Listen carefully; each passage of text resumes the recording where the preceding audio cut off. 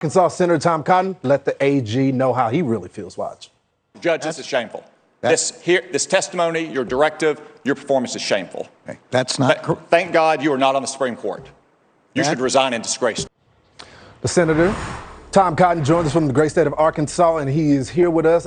Senator, I want to pick up where Dan Bongino left off. You weren't one of those 20 to vote for this guy to be the Attorney General.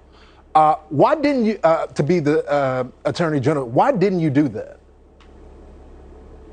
Well, thank God Merrick Garland is not on the Supreme Court because he's revealed himself to be a total ideologue. And I suspected he would be, that Joe Biden nominated him to provide a cover for the Department of Justice to be deeply politicized and even weaponized against the American people.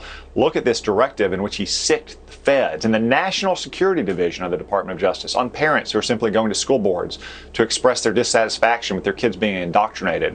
Or look at what happened in Loudoun County, Virginia.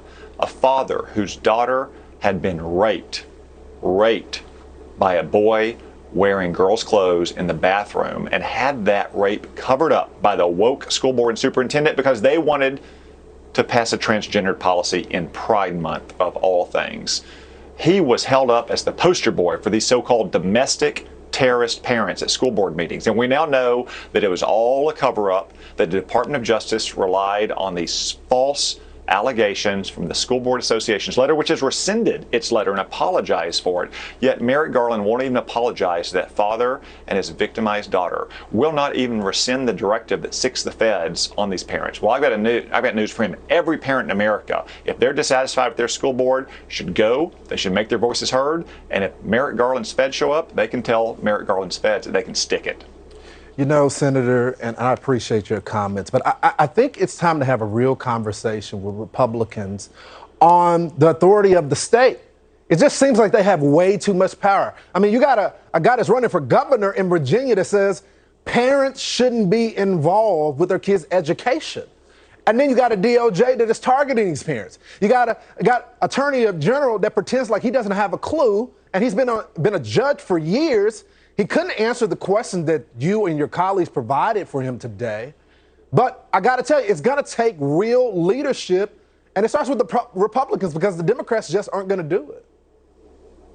Yeah, and you know, one thing that you could do if you're watching tonight, especially if you're watching in Virginia, is get out in the next 6 days and vote for Glenn Youngkin. Terry McAuliffe has said that he does not think parents should be involved in their kids' education. Terry McAuliffe strongly supports Joe Biden and Merrick Garland's anti-parent education. So if you're in Virginia and you think you should have a say in your kids' education, go vote for Glenn Youngkin in the next 6 days. If you're not, then maybe go to his website, pitch in some money, call friends or email them in Virginia. Tell them that it is vital that we send a strong message to Terry McAuliffe and Merrick Garland and Joe Biden that parents should be involved in their kids' education. They have every right to do so. They shouldn't have the Attorney General of the United States sicking the feds on them. You know, and it's not just that.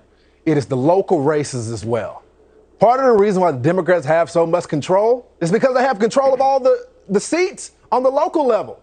Republicans have to be there. And so I look forward to them showing up for the fight. Thanks so much, Senator. Thanks for your leadership. Coming up.